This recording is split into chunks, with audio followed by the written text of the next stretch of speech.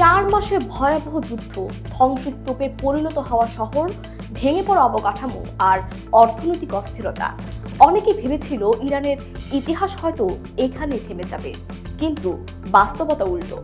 ধ্বংসের মধ্যে দেশটি শুধু টিকে থাকেনি, বরং নিজেকে নতুন করে গড়ে তোলার পথে আরও শক্ত অবস্থান তৈরি করেছে।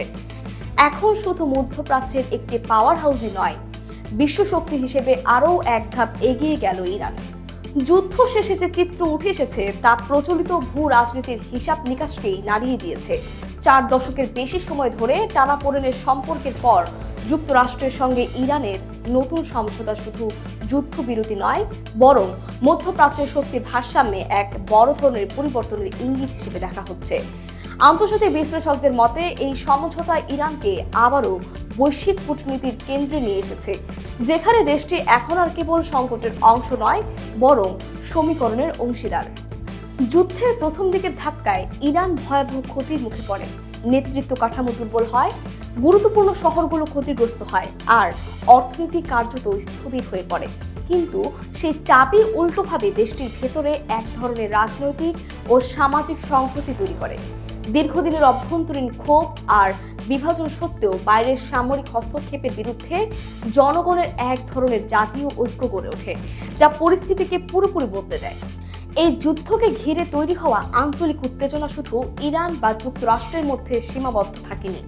লেবানন, ইসরায়েল, হরমুজ প্রণালী সবই কার্যত বৈশ্বিক অর্থনীতির স্পর্শকাতর কেন্দ্রে পরিণত হয়। ফলে যুদ্ধ থামার পর যে সমঝোতা হয়েছে তা কেবল দুই দেশের সম্পর্ক নয়, বরং পুরো অঞ্চলের নিরাপত্তা কাঠামোকে নতুন করে সাজানোর ইঙ্গিত দিচ্ছে।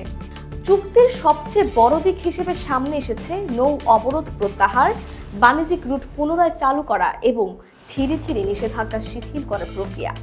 একই সঙ্গে ইরানের পারমাণবিক কর্মসূচি নিয়ে করার শর্ত থাকলেও অর্থনৈতিক পুনর্গঠনের দরজা খুলে যাওয়াকে দেশটির জন্য বড় কূটনৈতিক জয় হিসেবে দেখা হচ্ছে। বিশ্লেষকদের মতে সবচেয়ে গুরুত্বপূর্ণ পরিবর্তনটি হচ্ছে মনস্তাত্ত্বিক।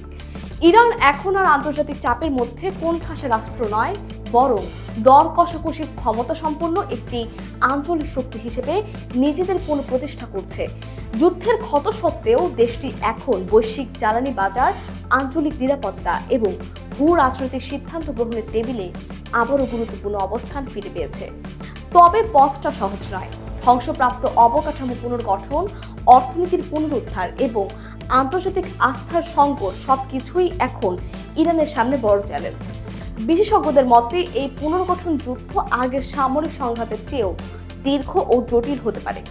ইরান এখন সন্ধিক্ষণে দাঁড়িয়ে, একদিকে যুদ্ধের ধ্বংসাবশেষ, অন্যদিকে বিশ্বশক্তি হিসেবে সামনে এগিয়ে যাওয়ার সুযোগ। ইতিহাস বলছে এমন মুহূর্তেই কোনো দেশের ভবিষ্যৎ নতুনভাবে লেখা হয়। ইরান সেই লেখার মাঝপথে। এখন দেখার বিষয় তারা এটিকে সত্যিই পুনর্জন্মে রূপ দিতে পারে নাকি নতুন চ্যালেঞ্জেই আটকে যায়।